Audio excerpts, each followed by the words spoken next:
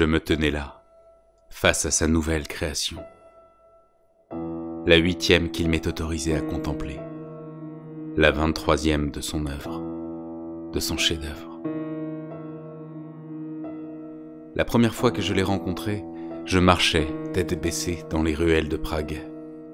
J'étais sorti sous la neige en oubliant mes gants et tentais tant bien que mal de tenir mes mains au chaud. L'air était si froid qu'il aurait pu faire geler du mercure. Pourtant, lui se tenait là, au fond d'une ruelle, à demi nu, immobile, le visage serein. Je pris mon manteau pour le couvrir et l'emmenai à l'abri dans la boutique d'un marchand de cierges. Les flammes vacillantes faisaient briller une douce folie dans ses yeux. Je ne parlais pas sa langue, il l'avait compris. Il me regarda tendrement et me dit, d'une voix basse mais résonnante, ces mots qui restèrent ancrés en moi. Douleur et musique pour esprit. Nous étions le 17 février 1857. Il se faisait appeler le compositeur. 3 ans plus tard, je me retrouvais dans cette pièce sombre.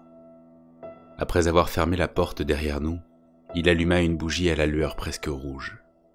C'est là que je vis, au-dessus de moi, s'étendre ce qui semblait être une immense toile d'araignée. Chaque nouveau scintillement de la flamme me faisait réaliser l'étendue du travail mené. Le plafond était parcouru d'un bout à l'autre par des dizaines de fils de pêche, parfaitement parallèles. C'est en les suivant que je trouvais, à l'extrémité gauche de la pièce, un piano aux touches rouges et noires. En m'approchant, je remarquai que chaque fil était rattaché à une corde. Dans mon dos, je pouvais sentir le sourire amusé d'un homme fier. Après une courte hésitation, je décidai d'appuyer sur une touche. Un La. C'est alors que j'entendis ce gémissement qui, après tant d'années, résonne encore dans mon esprit. Je n'avais pas encore remarqué le drap noir de l'autre côté de la pièce. Intrigué et effrayé à la fois, je m'avançai et posai ma main droite dessus, pris une grande inspiration et le tirai d'un coup sec. Je souris quand je compris la complexité et la perfection de cette œuvre. Cela avait dû être un travail long et fastidieux, mais il avait réussi. Cet homme, qui se tenait là devant moi, dont chaque fil était connecté à un air, allait être l'acteur et l'interprète d'une des plus belles représentations de notre ère. Le compositeur me présenta une partition sans nom et me laissa jouer le prologue. Parfois, une note faisait s'évanouir notre ami, mais la suivante ne manquait pas de le réveiller.